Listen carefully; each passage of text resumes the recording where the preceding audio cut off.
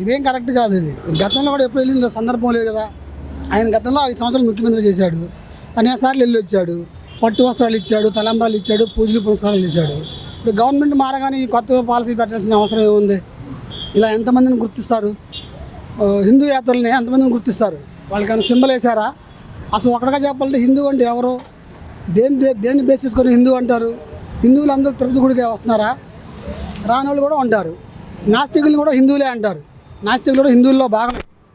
ఇప్పుడే కాదు, బుద్ధుడి కంటే ముందు చారువాకులు ఉన్నారు, బుద్ధుడు ఉన్నాడు. వీళ్ళందరూ కూడా నాస్తికులే వీళ్ళు. జేబీ ఇంకా అదే జగన్మోహన్ రెడ్డి గారు అంటున్నారు, గత ప్రభుత్వంలో నేను ఎన్నోసార్లు దర్శించుకున్నాను అని చెప్పేసి కూడా జగన్మోహన్ రెడ్డి గారు అంటున్నమాట. అవును, అందులో తప్పే ఉంది. చాలాసార్లు దర్శించుకున్నాడు కదా. ఆయన చెప్పాడు కదా, నేను ఇంట్లో నా గడప దాటి బయటకు రాకముందు నేను క్రైస్తవాన్ని పాటిస్తాను, బయటకు వచ్చిన తర్వాత నేను అన్ని మతాలను గౌరవిస్తాను అంటాడు. తప్పే ఉంది.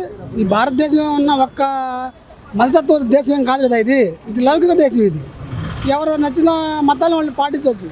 ఏ మతం పాటించిన కూడా ఉన్నారు. అంతేగాని బలవంతంగా వాళ్ళ మతాన్ని వాళ్ళ మీద రుద్దేసి వాళ్ళ ఆచారాలు సనాతన ధర్మం అని చెప్పేసి చెప్పడం ఇది ఏమాత్రం కరెక్ట్ కాదు. సనాతన ధర్మం అంటే ఏంటి?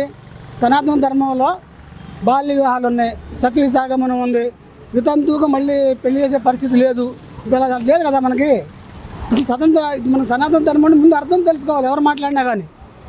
సనాతన ధర్మం అనేది ఒకటి కాదు, అన్ని మతాలలో సనాతన ధర్మాన్ని పాటిస్తారు. సనాతన ధర్మం అంటే ఏంటి? పురాతనమైంది లేదా పాతదాన్ని సనాతన ధర్మం అంటారు. నిన్న వండుకున్న కూర వాళ్ళకి పనికిరాదు. అదే ధర్మాన్ని పాటించాలంటే ఎట్లాగా? ధర్మాలు మారుతున్నాయి కదా. ఏ కాలానికి అనుగుణంగా ఆ కాలాన్ని మనం ఇదవ్వాలి. అంతేగాని మడిగట్టుకుని ఒకే దాంట్లో కూర్చుంటే ఎట్లాగా?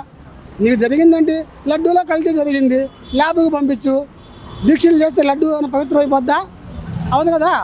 ఇలా నువ్వు ఎన్ని మూఢనమ్మకాలు, నువ్వు చేసే దీక్షలు ఎన్ని మూఢనమ్మకాలు. ఇవి నీకు నమ్మకం ఉంది, నువ్వు పాటించు, తప్పులేదు.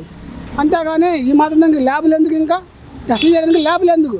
ఓ పని చేయండి, బాగా కాసిన పొలుగు ఉంటుంది, కలిసింది ఇందులో కలిసి అని చెప్పేసి పొలుగుని పట్టుకోండి.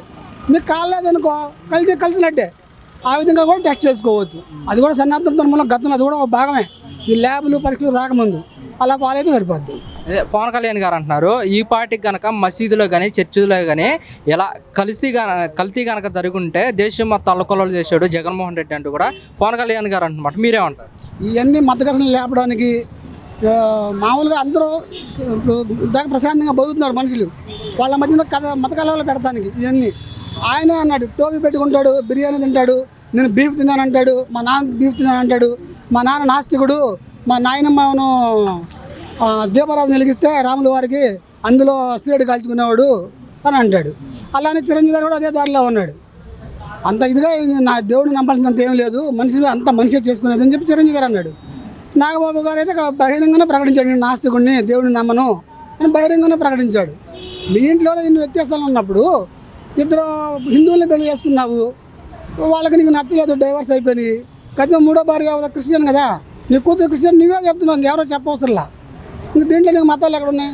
ఒకసారి చూస్తేను నాకు కులం లేదు మతం లేదు అంటావు, ఒకసారి చూస్తేను కులాన్ని చూపించి నాకు కులం ధర్మం నన్ను ఎంచుకోండి అంటావు, ఇంకోసారి ప్రాంతీయ భేదాలు పెడతావు. నేను ఆంధ్రావాడిని, కనీసం నేను ఆంధ్రావాడిని గెలిపించండి అని చెప్పి రాష్ట్రాల మధ్య చిచ్చుపెట్టే మాటలు మాట్లాడతావు. ఇదంతా కరెక్ట్ అయితే కాదు. మరి ఆయన ఒక గౌరవమైన పదవిలో ఉండి ఉప ముఖ్యమంత్రి హోదాలో ఉండి ఏదో సందుల్లో గొంతుల్లో మత విద్వేషాలు రెచ్చగొట్టే మతోన్మాదిలాగా మాట్లాడుతున్నాడే తప్ప ఆయనకు 10 సంవత్సరాలు అయినా కానీ ఇంతవరకు సరైన రాజకీయ పరిపక్వత వచ్చినట్టయితే మాత్రం నాకేమనిపించలేదు. జగన్మోహన్ రెడ్డి హిందువులు ద్రోకి హిందువులను చులకలను చూసే వ్యక్తి అంటూ కూడా పవన్ కళ్యాణ్ గారు మాట్లాడిన మాటలు ఎంతటి కరెక్ట్ అంటారు? ఇది చెప్తున్నాం కదా, హిందువు అంటే ఎవరో, హిందువు అంటే ఏం చేయాలి, ఏం పాటించాలి? వీళ్ళంతా హిందువులా? హిందువులు కంటే దానికి ఒక స్టాండర్డ్ బ్రాండ్ ఉందా? ఏమీ లేదు కదా. ఆ లెక్కకు వస్తే ఇదంతా వైదిక బ్రాహ్మణులు పెట్టిన, ఆర్య వైదికులు పెట్టిన ఇదన్నమాట. ఇది మనమంతా బౌద్ధులం, మనది బౌద్ధ ధర్మం ఫస్ట్ నుంచి. ఈ దేశాన్ని మూల నివాసులు మనమే. ఈ ఆర్యులు వైదిక బ్రాహ్మణులు ఎక్కడి నుంచో వచ్చి నిదానికి ఇక్కడ తిష్ట వేసి వాళ్ళ మత ధర్మాలని మన మీద బలవంతంగా అంటగట్టి మనల్ని ఈ రకంగా వాళ్ళు చేస్తున్నారు. హిందూ అనే పదం ఎక్కడుంది? భారతం లేదు, భాగవతంలో లేదు, గీతలో లేదు, ఋగ్వేదంలో లేదు, వేదాల్లో ఎక్కడా లేదు. ఇది గత 150 సంవత్సరాల నుంచే కదా హిందూ పదం అనేది వాడుతున్నారు. హిందువులు అంటే దౌర్భాగ్యుడు అని చెప్పి చిరంజీవి స్వామి చెప్పాడు. ఆయన వెళ్ళి అడగండి మనం హిందువులా కాదా అని. ఆయన వేద పండితులు పురాణాలు చదివినాడు కదా ఆయన. మరి ఆయన హిందువా, ముస్లిమా, క్రిస్టియన్? చిరంజీవి స్వామిని ఆయన హిందువులు అంటే దుర్మార్గులు అని చెప్పి అన్నాడు. మరి వాళ్ళకి వెళ్ళి సాక్షాత్కారం దండలు పెడుతున్నారు కదా మీరు. అది మీరు ఆలోచించుకోవాలి.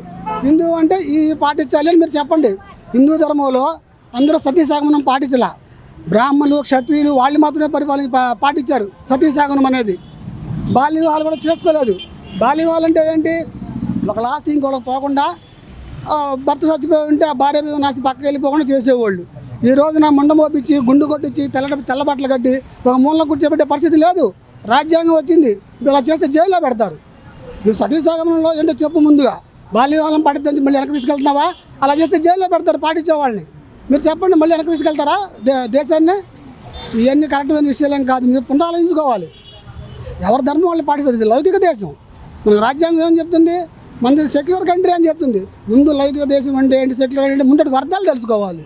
అంతేగాని ఈ రాద్ధాంతం అంతా చేసి ఆయన హిందువు కాదు, నేను మాత్రమే అచ్చమైన హిందువుని అని చెప్పేసి ఇదంతా రాజకీయ కుట్ర.